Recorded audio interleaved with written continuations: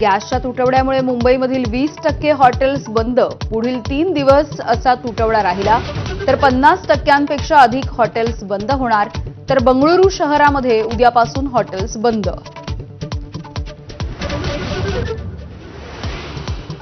Gas तुटवड्याचा औद्योगिक क्षेत्रावरती गंभीर संकट.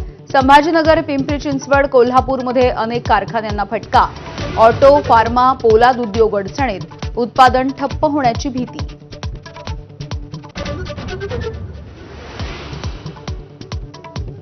आखाती युद्धामुळे सरकारकडून एस्मा कायदा लागू. घरगुती गॅस वाहनांचा सीएनजी, घरगुती पाईप गॅस याला प्राधान्य.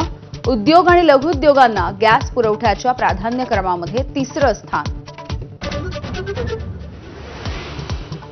एलपीजी गॅस पुरवठ्याच्या संदर्भात केंद्र सरकारचा मोठा निर्णय.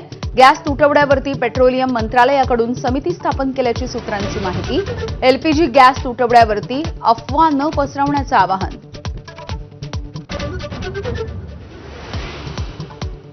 आखाती युद्धावरती अमेरिकेचे राष्ट्राध्यक्ष डोनाल्ड ट्रम्प आणि रशियाचे अध्यक्ष पुतीन यांची चर्चा.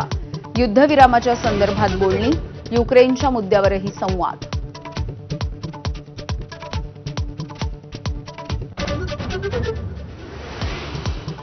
मुंबई महानगर क्षेत्रामधील शासकीय महिला कर्मचाऱ्यांसाठी लवकर या लवकर जा ही सवलत. उपमुख्यमंत्री सुनेत्रा पवार यांची विधान परिषदेत घोषणा.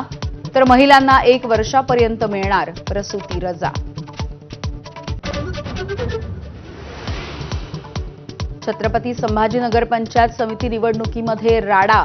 ठाकरे सेनेचे सदस्य पळवल्याचा आरोप करत अंबादास दानवे यांनी भाजपच्या कल्याण गायकवाड यांची कॉलर पकडली.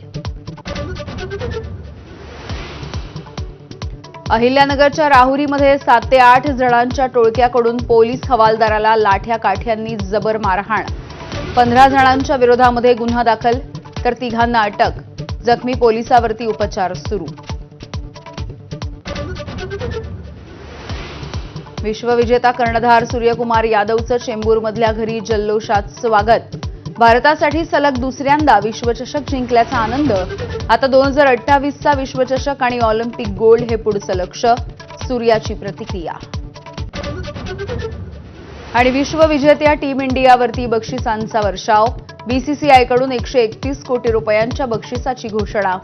फायनलमध्ये न्यूझीलंडचा पराभव करत T20मध्ये भारत 3ऱ्यांदा जगज्जेता.